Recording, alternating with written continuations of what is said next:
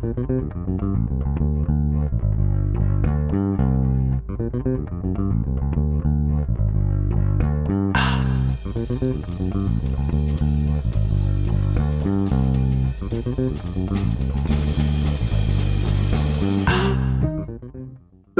welcome to another episode of Let Me Say This. I'm your host, Tony Christian Walker, and today I have my good friend, my little brother, my pastor, Mr. Reverend Dr. David Barhart Jr. What's up, Dave? Hey, all kinds of stuff. Oh, nothing at all. Nothing's going on at all. God. That's a running joke. Now, what you got to do? Jeez. Nothing at all. So, how's your week, man? It's been good. I've managed to spend some time outside, although the last 2 days was like February, so it was kind of crazy. But we've been doing housework, yard work. I've gotten some writing done, which has been good. It's weird because it's kind of like things are both slower and faster at the same time. So yeah, it's kind of like everybody's kind of restless. I was talking to a friend of mine a couple of weeks ago. He was like, I'm just tired. And he had to realize, well, I'm not really tired of just resting because there's so much time that you don't really have, that you don't have to make use of, so you kind of like sit there. Mm-hmm. And so it makes it harder to get motivated to do things. Because normally we're used to things having a deadline. And although there are still things that do have a deadline, like most of the things we do now, Yeah. So there's that.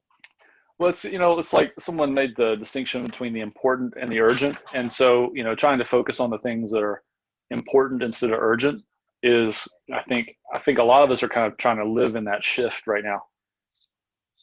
Yeah, you're right. I'm going to try one other thing before we really get started. Mm-hmm. I can't hear you right now.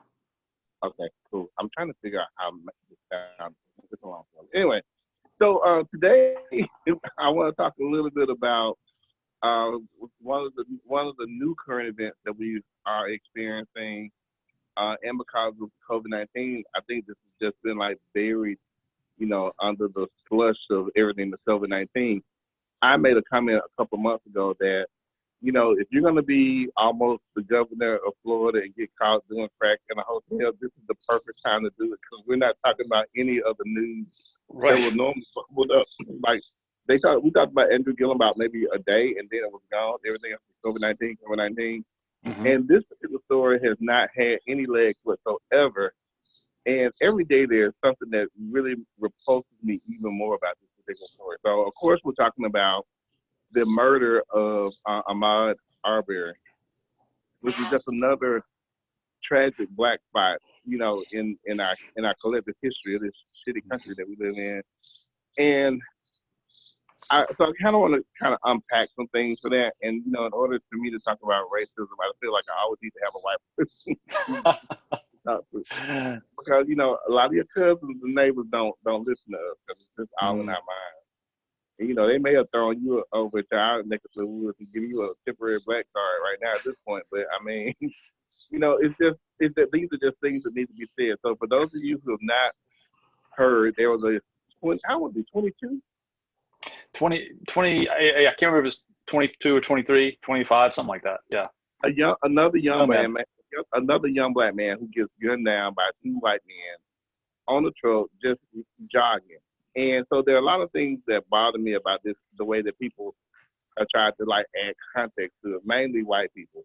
Well, they said that he matched the description of a burglar. Well, there was like one report of a burglar in that whole area since this whole year. So it's not like there was a series of it. And I think the thing that bothers me most is there are white people going, well, had he just stopped? Why the hell did he have to stop for some random ass white people he don't even know? Right. Exactly. Yeah.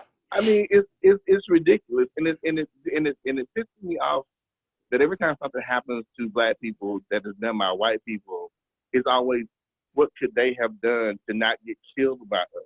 Oh yeah. And what could we have done to not get killed by them? And then there's also the racist trope of black on black crime. Well, they don't send it when they kill each other. These things are not the same.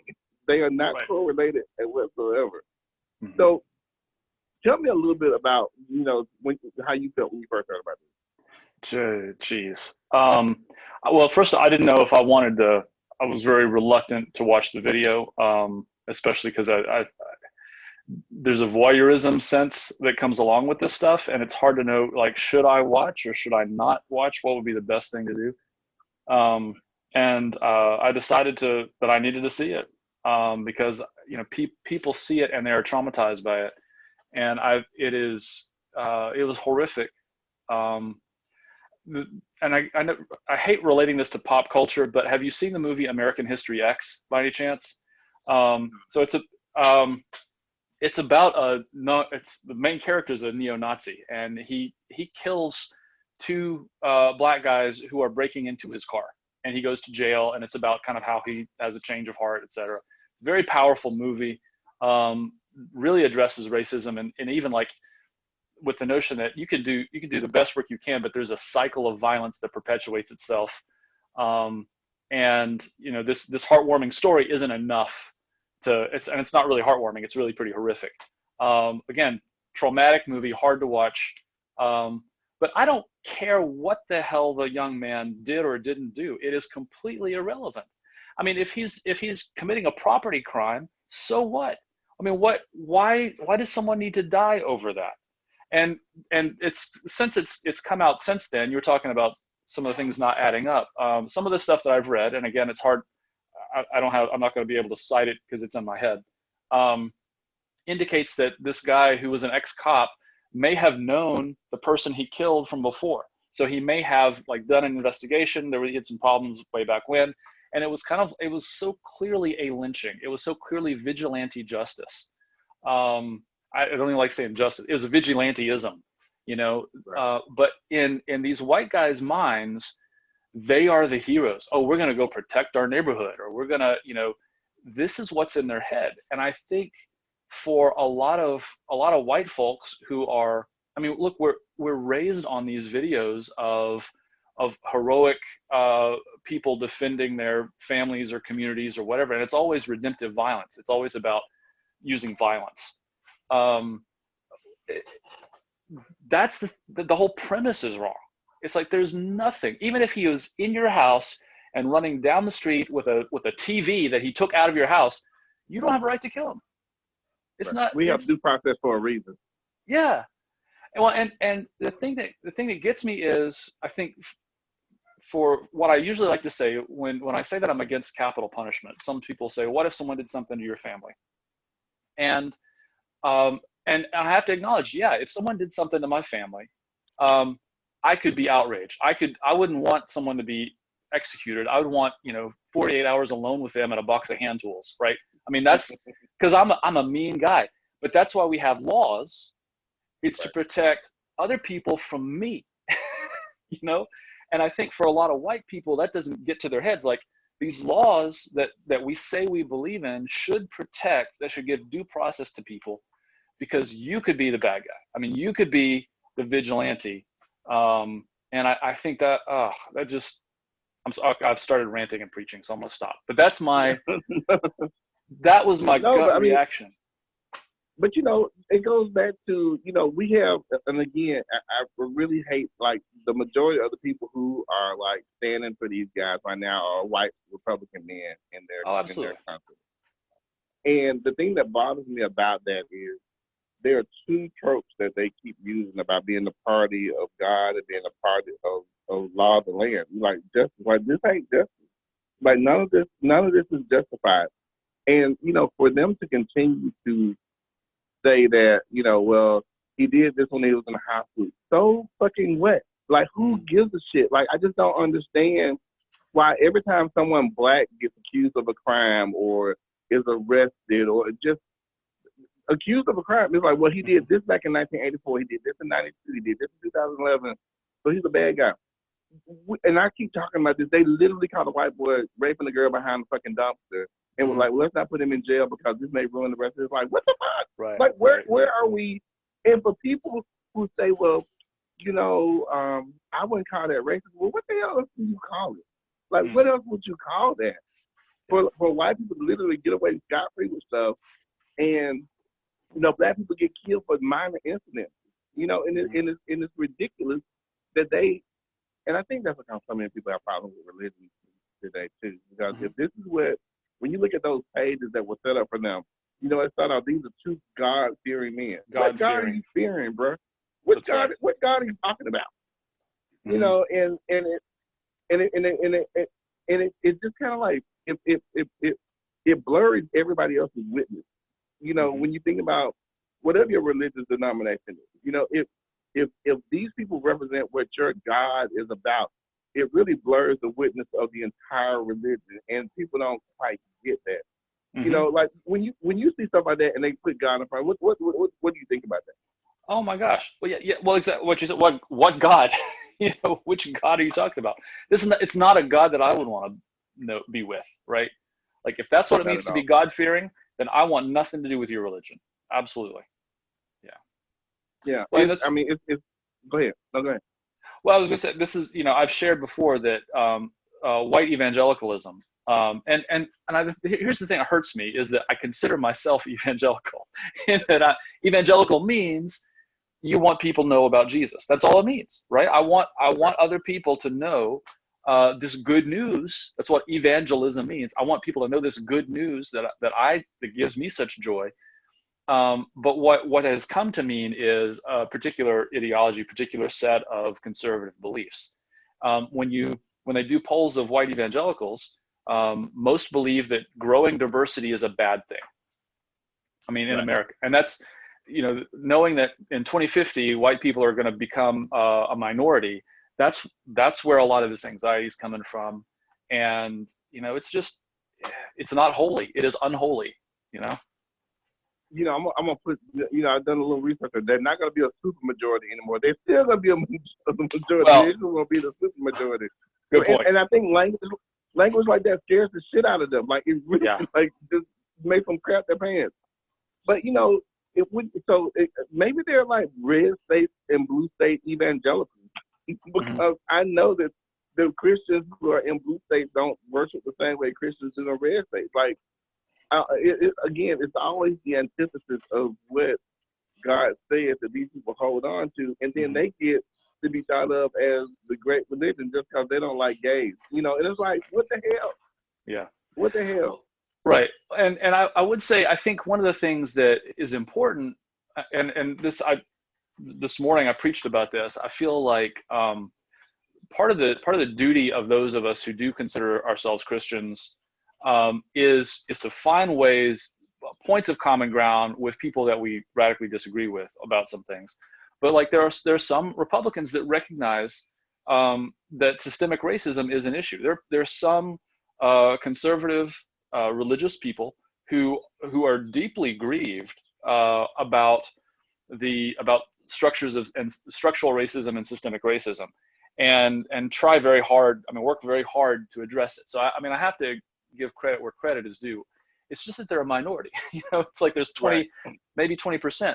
And I think what I want to do is I want to find places where I agree with those folks, because I think there are some specific there's some specific policies and specific things that we could be together on if our what we say our faith was more important than white supremacy. If Would Jesus. you mind talking about those? Talk about those like you did this morning in church. I thought that was Oh very yeah. interesting. The three pillars you talked about. Right. Well, I think in churches a lot of times we spend a lot of time talking about spiritual things, and the thing is with systemic racism, if we're going to address this stuff, we have to address the material conditions that people live under, because it's systemic racism is expressed in things like poverty, incarceration, voter disenfranchisement. So bodies, bucks, and ballots is the way that we talk about in community organizing. And so for bodies, I think, the first thing we have to do, one policy issue that I think even a lot of Republicans agree with, is we have to end the war on drugs. The war on drugs has been an unmitigated disaster.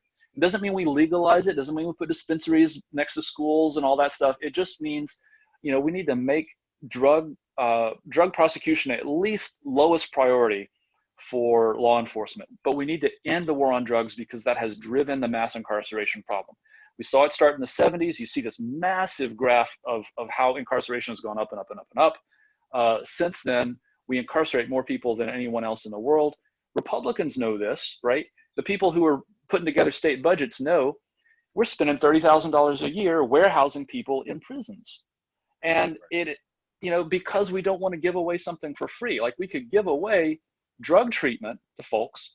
And it's not that black folk commit more crimes. It's that, black and white people use drugs at the same rate. It's just that for marijuana possession in Alabama, we know black people are 4 times more likely to go to prison than white folks because we're over police. We're over police, and that's something we think about, like legal aspects of like drug enforcement and other things. People say, well, they shouldn't have had them. Well, my whole thing is white people have them too. Y'all just not looking at them. Like, you're not 100%. looking at them. Yeah, absolutely. Yeah, but that's a good point.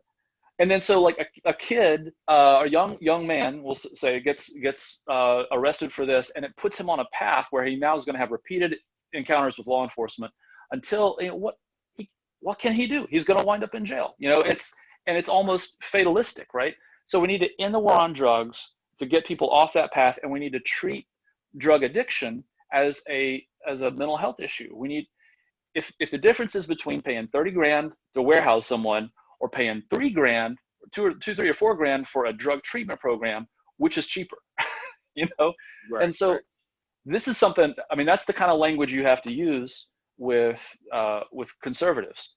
So that's bodies, ballots, voter disenfranchisement. So I know that right now the big thing is vote by mail. A lot of Republicans are opposed to vote by mail. They've been pushing this narrative of voter fraud ever since Barack Obama got elected. And we know it's racist, but we have to find ways to talk to white people about it so that they understand, look, this is about your grandma who has mobility issues. She can't vote either, right? And one of the big things that gets me about this is, especially our Secretary of State, John Merrill, who's an arrogant jerk. When someone says, well, so how do I get a voter? How do I do voter ID if I do an absentee ballot? And I don't have access to a photocopier. He's like, well, I'll come to your house and show you how to use a scanner or whatever. There's so much privilege packed into that, right? If someone's older and they have mobility issues, they don't know how to go get something photocopied. And there's ableism. So it's ableism, it's racism, it's everything else. But you have to talk about it.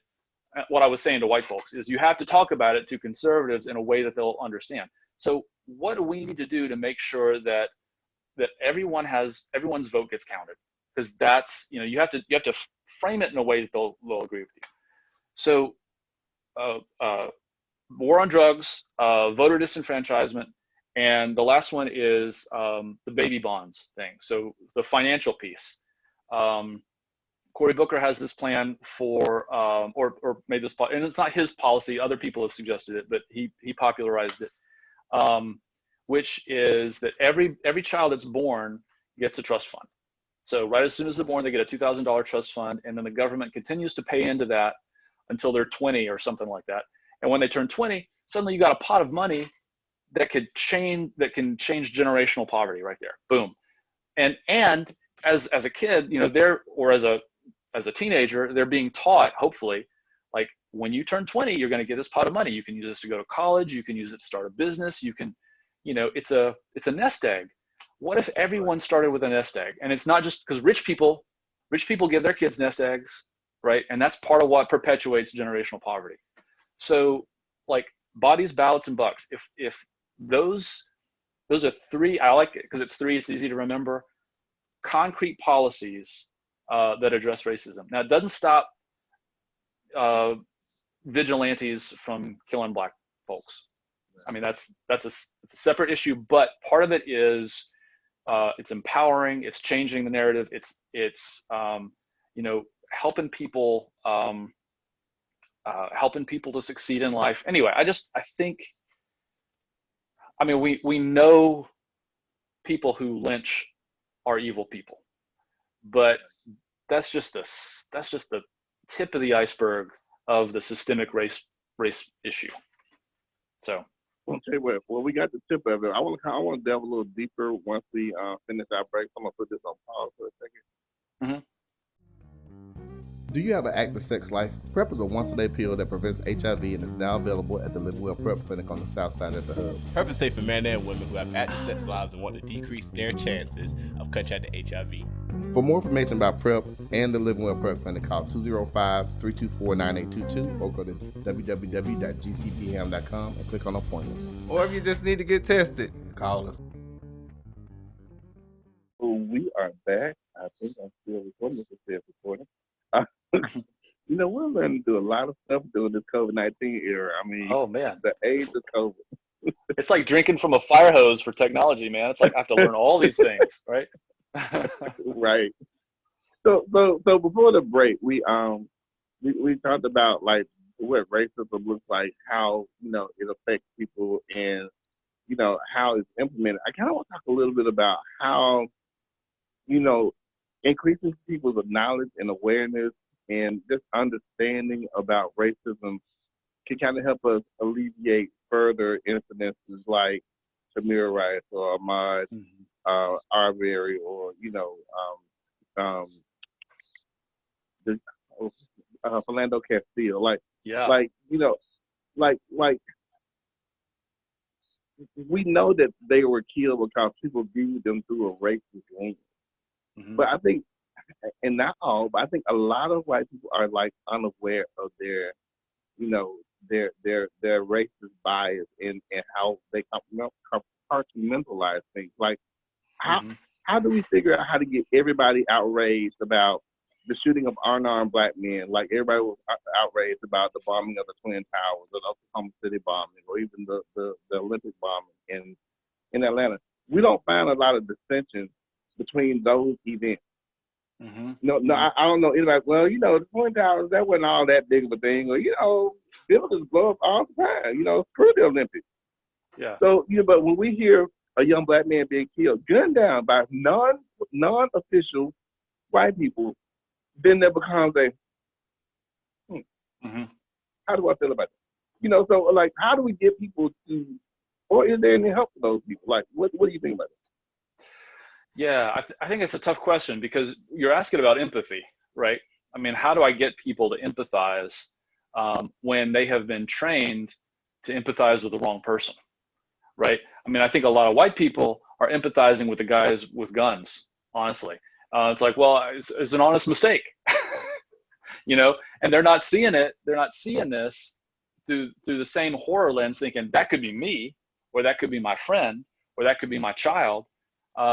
They're thinking like, if I'm inserting myself in this narrative, where am I? I'm a guy in the truck for a lot of white folks. There was on social media just earlier, there was a guy saying, look, I'm not blaming the victim, but right. And then he goes on to say, talk about, he had looked he was on private property or was looking at a house that was under construction. I'm like, what the heck? Like, where does that come from, right? So I think, go ahead. No, go ahead and finish, because I got two instances I want to tell you about and tell you how black people react to shit differently than white people. Keep going. Oh yeah. So, and not to make this too, this is going to sound trite, but it's a little bit like, so I'm a cyclist, right? I ride on bicycles in the traffic. And bikes are supposed to have all the rights that cars do. You're supposed to treat a bike like a car, give them 3 feet when you pass, all that kind of stuff. And it usually doesn't happen. So when a cyclist gets hit by a car, most often the motorist, even if they were being negligent, the motorist gets off scot-free. And that's because most juries aren't cyclists. Most juries when they sympathize with someone, they sympathize with the person in the car because they think, oh, I could have run over that person. That could have been me behind the wheel. And so their sympathy is with the person who has committed the crime. Now, I think you have a similar situation here. Honestly, I think for a lot of white conservative gun owners, they're thinking, oh, I've heard this rhetoric. If someone did this, I would, that's why I carry a gun. I've heard people say when I don't go into Birmingham unless there's a gun on the passenger seat with me.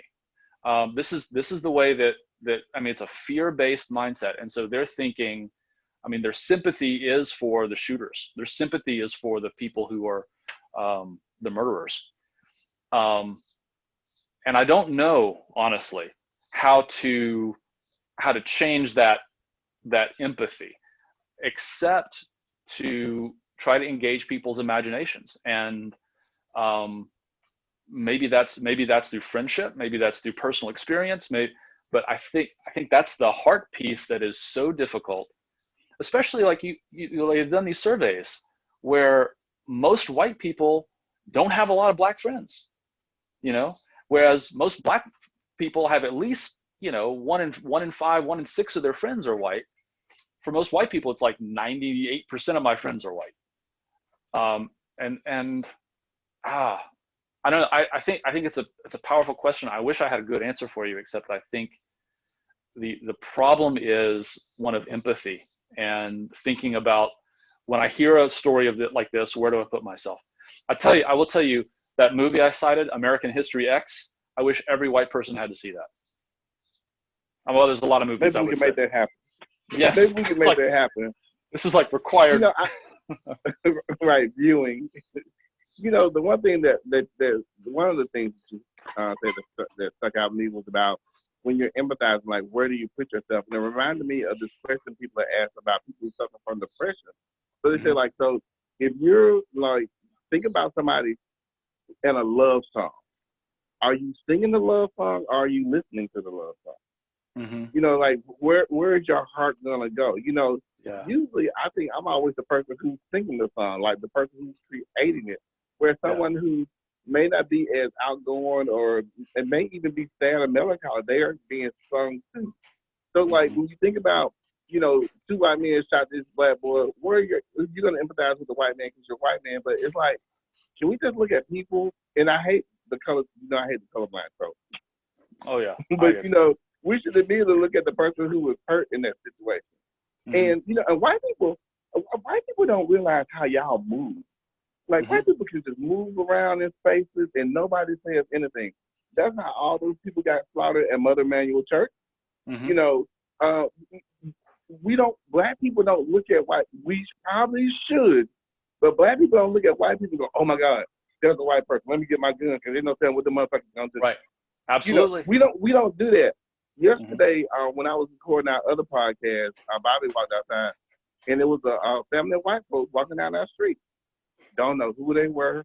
It wasn't my business. I wasn't going to be Nancy, like, girls, we got some white folks in the street. What do we do? And white people do that to us all the fucking time. All the time. There was a white woman, like, round the corner, and there may be like 3 white families in my whole neighborhood. I take that back, 2. One moved out, one's still here, and one's actually a biracial couple. So these random ass white people, I don't know where the hell they came from. There was like a homeless woman on the corner the other day. And if a black woman was in a white neighborhood, the first thing they're going to do is, hey, we got this black person over here. They're endangering our lives. Mm-hmm. And for you to have that type of mentality is just so jacked up in so many ways. It is. And so, like, even when it comes to figure out how do we not continue, like, just kind of like shoving the death of young black men up under the rug, like, I don't know, it's really frustrating, because I like being solution oriented, but how do you find a solution for stupidity? Right. Well, and I think so, and I appreciate that question, because I do think so. One of the other things I said this morning in the sermon was that I think white folks have to make the case to other white folks that your life is impoverished by this fear. Like, your life is diminished by your criminalization of young black men. You are cutting yourself off from amazing relationships, from gifts, from living life. Like, I just think about this person who said to me, like, I don't drive into Birmingham unless I have a gun on the passenger seat. Like, what's going on in your life? Like, for me, I ride my bicycle at night through Birmingham. Now, there are some places I'm not going to ride, but generally, I'm not afraid of the city. I mean, like, what a terrible thing. Like, I can't just walk down the street and enjoy my life. The people don't understand, like in any other area of our lives, we would say that's a mental illness. That's anxiety. Like, it's preventing you from living. If it's preventing you from working or having relationships, it's a mental illness. right? So I mean, I think white people have to make that case to other white folks. Like, we could have a better world. When I say that, it just sounds so Pollyanna. I mean, it's not, but it really is like, this hurts you. And I think the media. So I will say, I think the media can play a role in this. Like, I think about that episode of Blackish, when they're talking about President Obama, and so how for so many white folks that was like scales falling from their eyes. Like, oh yeah, that's, you know, I had that fear, right? I mean, I was afraid. He's walking up there to be sworn in. I'm thinking, oh my God, please let him survive. For 8 years, I'm thinking, please let him survive, you know? And I think the media, I think preachers, I think a lot of storytellers, art has a way of and this sounds idealistic, has a way of changing things, you know? Just like, even though a lot of problems with it, Will and Grace, Ellen, like, when changed LGBT stuff, and you saw that happen over the course of 10, 15 years. We're in the middle of I think of a Black Renaissance, kind of like the Harlem Renaissance, with the amount of culture, pop culture that is emerging, and and I do think that has an impact, but it's like 10, 15 years down the road.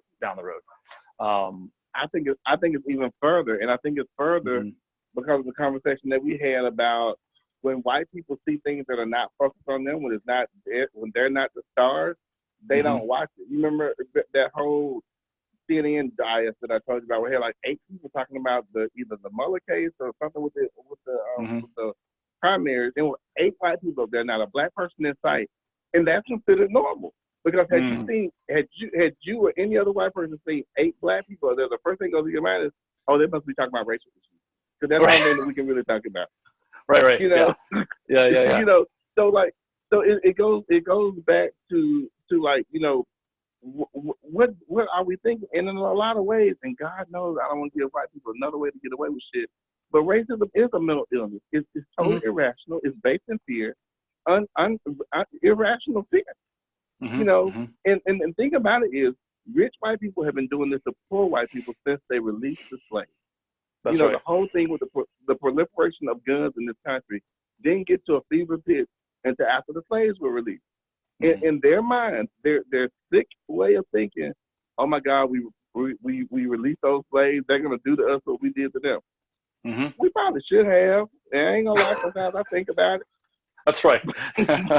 But I mean, that's not how this works. That's not how we work. And it's one of those things of projection. You're projecting your worst fears, your worst senses about yourself onto other people. And honestly, the average black person sees white people, we don't even think about them. It's like, oh, okay, they must be lost. Or sometimes I'm like, somebody must be selling drugs. Like, like if I see white people in my neighborhood, the first thing I think of, they must be lost, or they coming here to buy drugs. You know, I'm like, you know, do what you do and leave. I'm not going to call the police, because they ain't my business. You know, white people need to mind their damn business. That's the problem. Like, that man was minding his business, running down the street, and these white people decided, well, you know, he may have been a burglar. And for people to even think about giving him a pass on that, it's just reprehensible. Like why is that the first thing that comes to you now? It's ridiculous. It's absolutely ridiculous. Yeah. But one more thing, and then we're gonna go. You mentioned this morning too, and you also made a post about that yesterday about, you know, if you go to a multiracial church and they're not talking about racism, you know, you had a white church. I thought it was funny, but I think it's also true. There are a lot of people here who go to some mega churches that are, you know, multiracial, and I don't even know if they even think about it. Like, I don't even think that most people think that racism and the discussion of racism has a place in the church. And it absolutely does. So how do you propose bringing those conversations into religious space? Yeah. So, you know, I think there are multiple ways of doing this. And I also have to say, I was talking to a friend about this on social media, and I do feel like in a way, I'm a hypocrite for saying this because I'm part of the United Methodist Church, which has been slow to recognize the sacredness of LGBTQIA relationships for 40, 50 years. And and part of my thing has been, how do I exercise my power within that institution to transform it and in some ways I did opt out. I mean, I decided to start a church because there's not a way for me to participate in the appointment system that isn't that is an inherently racist system, right? So I decided I need to start a church to be able to address that. And right now in my own career, I'm looking at how can I reform something or change it if my income is dependent on it, So, but I think individual church people have to be held to account. Which is, are you tithing to this institution which does not recognize the existence of white supremacy? Now, that's not going to convince everybody, but I do think for some people, that's one strategy. Well, then go somewhere that does recognize the existence of white supremacy and is working to transform it. What happens is, because of the way that churches are built, the way that they grow big, the way that they support, multiple staffs, is they don't rock the boat too much. They want big givers. They want rich people who will tithe and be very generous. And there are some very generous rich folks that I know, by the way. So I'm not bashing rich folks. I'm just saying that in an institution setting, it's like we're going to steer away from controversial subjects that might rock the boat and make people leave. And so we're going to stick with spiritual things. We're not going to address, I've heard people who go to this local megachurch say the reason they go is because they don't talk about politics, right? They don't realize that is political, but that's a big part of it is, institutions are built on stability. And if you're talking about revolution, that scares some people off. I think it's sad that I think it's sad that churches don't do more around social justice and political things. I know there's a separation between church and state, but when you think about the death of Jesus, it was political. Absolutely, that was a political act. So for churches to say, we're not going to get involved in politics, no, we don't do that. Well, what are you doing? Because politics influences everything around us. It influences the way that you get your mail. It influences the way you receive healthcare. All of this stuff, it influences even the fact whether or not a church pays taxes or not. Right. All these things are involved in our everyday living. And for people to put their heads in the sand and go, well, I just don't want to talk about that. Well, I don't want to, well, why don't you want to talk about it? Like, well, if you don't talk about it, it's not going anywhere. So you're saying that you're okay with it staying the way that it is. Right. I will share. So there's a scripture that I think it's Jeremiah 27. I could be wrong, but it's the seek the good of the city where I have sent you. God's talking to the Hebrews in exile and says, seek the good of the city where I've sent you. The word for city in Greek is polis. That's where we get politics. If you are seeking the good of the city where you find yourself, you have to be engaged in policy, same root word, and politics. I think it's a mandate. I think if you are not doing that, you're not being faithful. Agreed.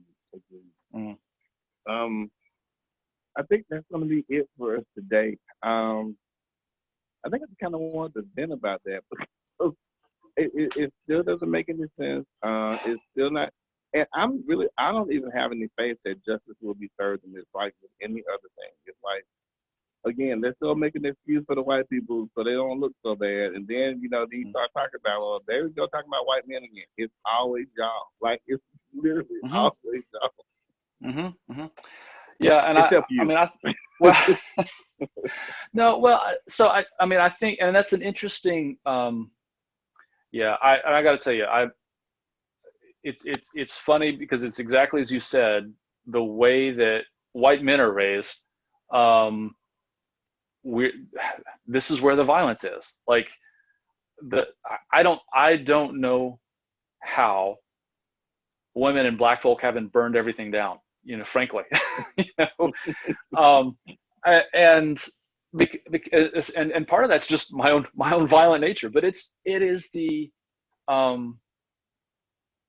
mind-boggling. I can't imagine the repeated trauma of of having myself, of seeing myself, of seeing my family in this position, of we talk about empathy and identifying.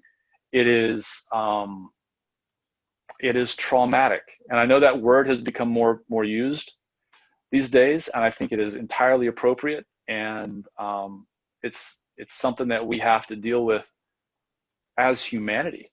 Like, this is traumatic. Even if you think you're not being affected by it, you're being affected by it. Anyway. I agree. Well, man, look, it was good seeing you twice in the same day. Yes, good seeing you too. And a happy Mother's Day to anyone listening, and to folks who have been mothers and mother figures and parent figures. It's a lot of work raising kids and fulfilling gender roles and being socialized in our screwed up patriarchy racist system. So yeah, it is more than a notion. Well, man, listen, thank you again for sharing your time with us. Mhm. And I'm sure we'll talk sometime this week. Probably so. Okay. Thanks a lot, Dave. All right. Take care, buddy. All right.